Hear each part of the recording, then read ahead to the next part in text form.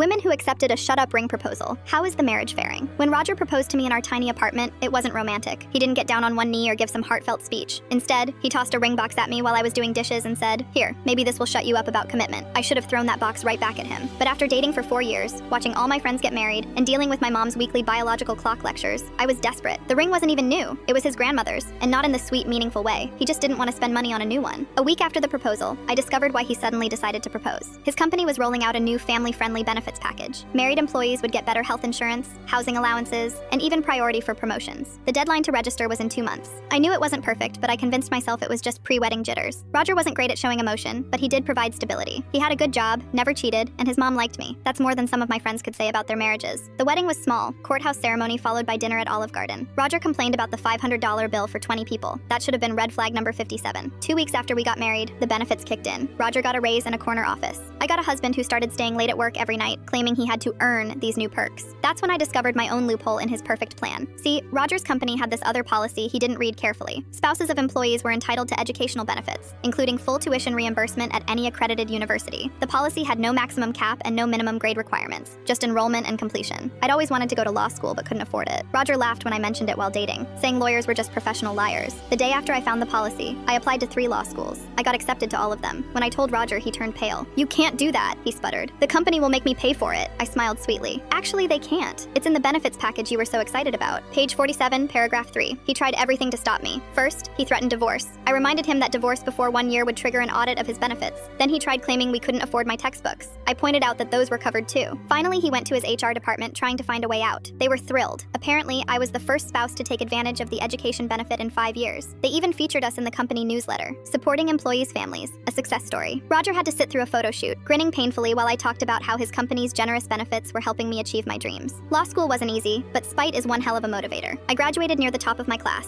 Roger's company paid $180,000 for my degree. The day after graduation, I filed for divorce. The timing was perfect. Just over 3 years married, well past any benefit audit periods. During divorce proceedings, Roger's lawyer looked like he was having a stroke when I brought up the legal precedent supporting my case. I got the house. Last I heard, Roger's company changed their benefits policy. Spouses now have a $10,000 lifetime cap on educational reimbursement. But I'm not worried about that. I just made partner at my firm, specializing in employment law. And yesterday, Roger's new wife reached out to me on Facebook. She wanted advice about going to medical school. I sent her a copy of the updated benefits policy, highlighted the loopholes, and wished her luck.